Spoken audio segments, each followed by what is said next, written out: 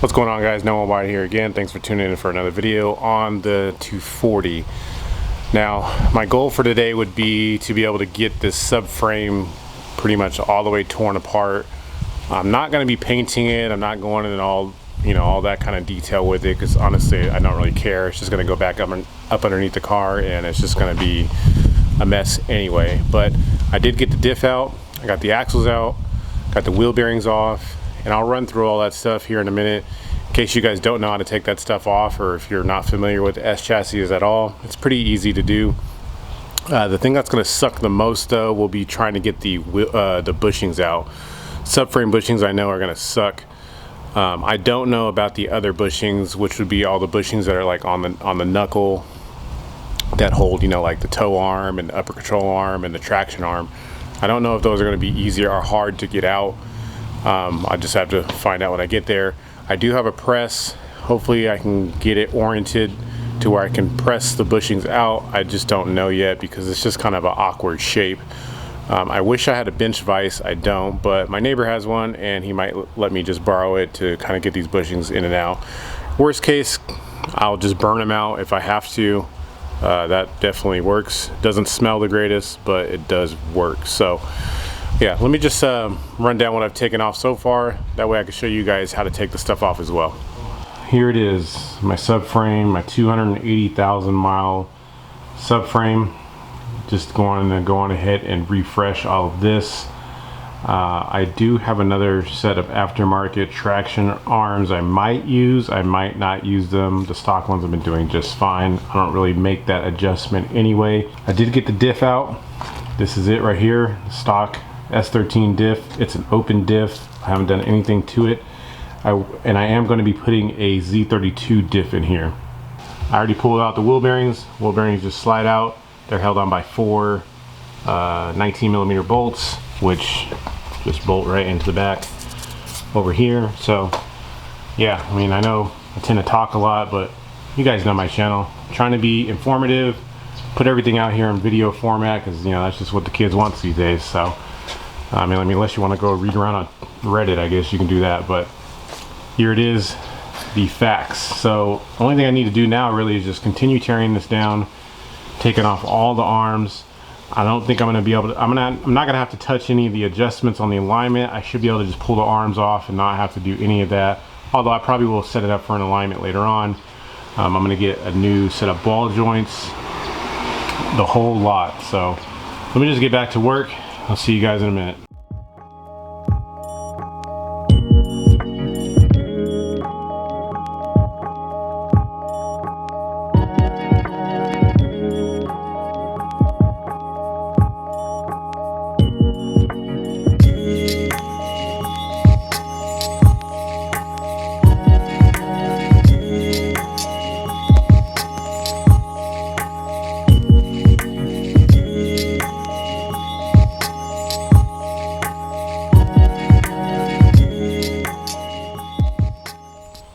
Got everything torn apart here.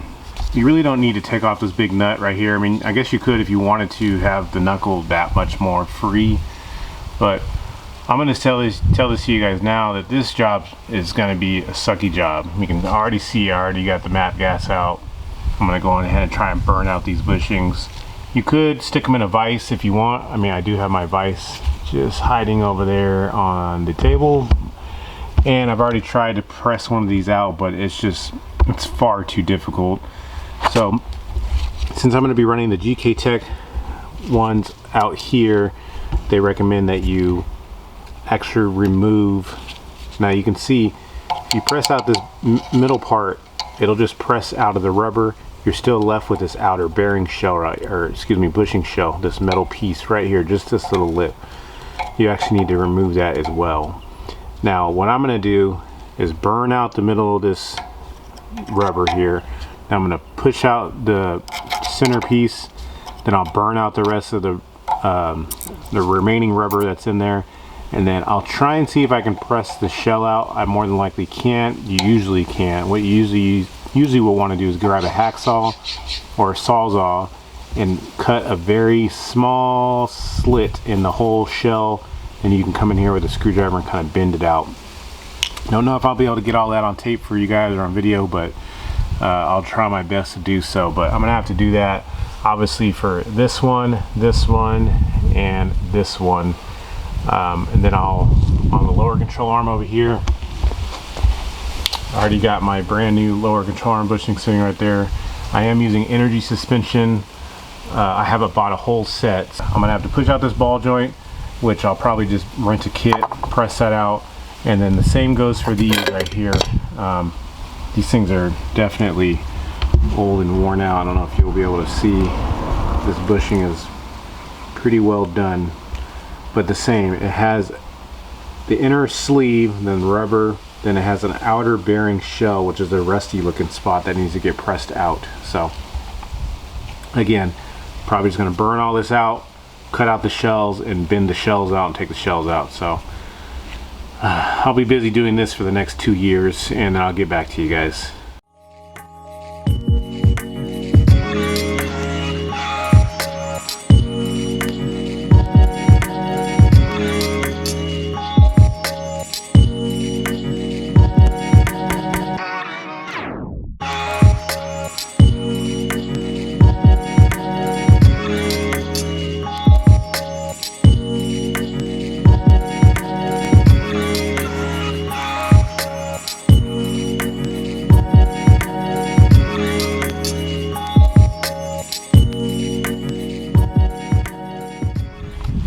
Alright, here goes the 3 bushing shells, the outer shells all cut out.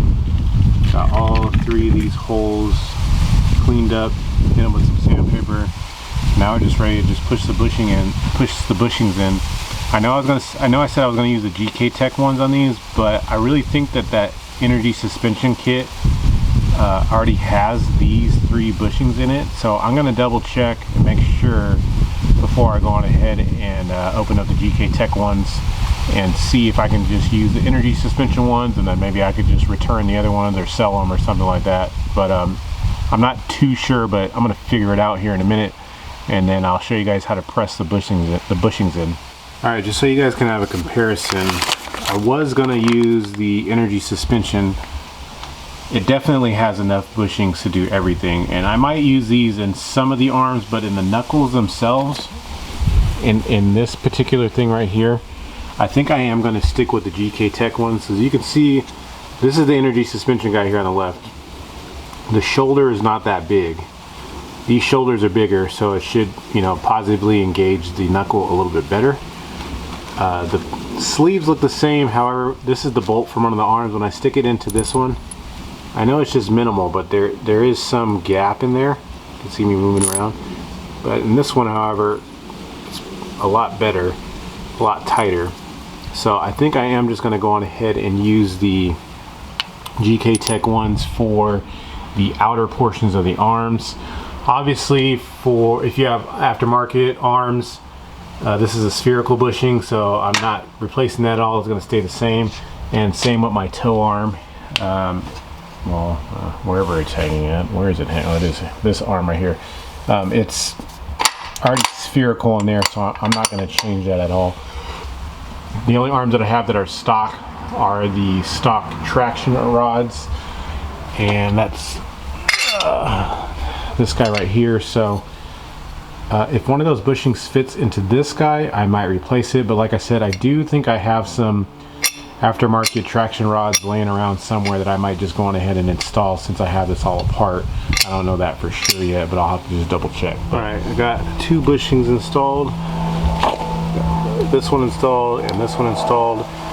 I went on ahead and tried 2 different methods. Obviously, GK Tech has their own installation instructions. I looked at it. Same with energy suspension. They also have their own. Now you can see the difference here is this is looking really nice. What I did on this bushing was I actually took the bushing, I cut it in half, as in half as I could. You know, I kind of scribed a little mark, rolled it, scribed it, rolled it, scribed it, and rolled it. That way I can get as close to the center as possible. And after I cut it in half, I lubed it up with the lubricant, and I was able to just push one side in, push this half in, and push the other half in. And then what I did was I used the vise to push the sleeve into the middle, and it looks really good. What I did on this one is I took the bushing hole, I lubed up one side really good, and then I put it in the vise and I tried to force the whole bushing through. And this is what I did on my front lower control arms. I just pushed the whole bushing through, and fortunately enough for me, it was able to pop all the way through. Now you can see the thing you want to do is to pop this one side all the way through so that the shoulder ends up popping out. Problem I was having with this is I could push the bushing all the way in, but this shoulder right here wasn't coming out. So I literally had to stick a flathead screwdriver in there and kind of pry out the shoulder so that it's out. That's why it looks kind of ugly like it does. The other side's fine. This side kind of looks this way. Then I just went on ahead and pressed the sleeve in. So honestly, whatever way you want to do it will work. I actually prefer now to just cut the bushing in half, put both halves in, this half, and then put the sleeve in. That works the best. So now I just got to do this last one over here, and this knuckle will be good to go. Then I can do the other side. Whew, man, what a pain in the butt. Now I know why I bought these bushings 3 years ago and didn't do them, because I've done this job before on, you know, a few 240s back in the day, and I don't know, maybe I'm just getting older now, but it's just too much work to do all this. Better off just buying new arms altogether, and that way some of them will come with new bushings. But anyway, I finally got both sides done, the left and the right side. The only thing left I have to do is the subframe bushings, and again, I haven't actually ordered those yet because I really haven't decided which ones I'm going to go with. I'm not going to get something that's crazy stiff because I don't want anything that's going to beat me up every day and make a bunch of noise inside the car. So I still am doing some research on that, but that'll probably be in a different video. And at the same time, I'll go on ahead and probably install the ball joints and install the VLSD, so I can do that all in one video, pretty much show you guys how to get that going. I do have the bushings in, the knuckles, they're looking good. Polyurethane in here, here, and here, and then the other one is just under the car over there. And then I went on ahead and did the energy suspension poly also in here, and also on the other side. I didn't put these back on, I didn't put everything back together yet because I need to get new ball joints.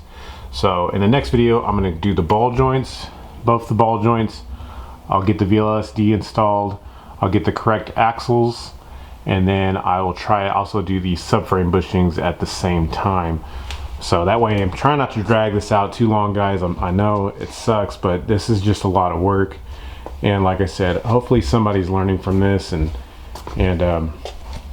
you guys definitely can ask whatever questions you have in the comment section below, and I'll do my best to help you guys out. So yeah, that's gonna do it for this video. I appreciate you guys watching it as always. Sorry that this might be a little boring, but you know, I do got to do it, and I've been putting it off for 3 years. I've been putting it off for a lot longer than 3 years. Let's be honest here. So I'll be happy when this is all done. The car should ride amazing. It should definitely be a lot more firm, and not, you know, have so much movement in the rear, which is what I'm after. Plus, for the first time ever, this car will have some type of LSD in it. It's a VLSD, and I mean, they're not that great, but they do work. So it's definitely a step in the right direction, so to speak, because when I used to autocross this car a lot, I had a lot of problem, believe it or not, putting power down out of tight corners. Even though this thing doesn't make a lot of power, just spinning the inside tire, it always did it, especially on slow turns, and obviously spinning isn't winning and you're losing time there. So yeah, I'm excited to get this done. Don't forget to hit the subscribe button. Don't forget to hit the like button on your way out. I'll see you guys on the next video. Peace.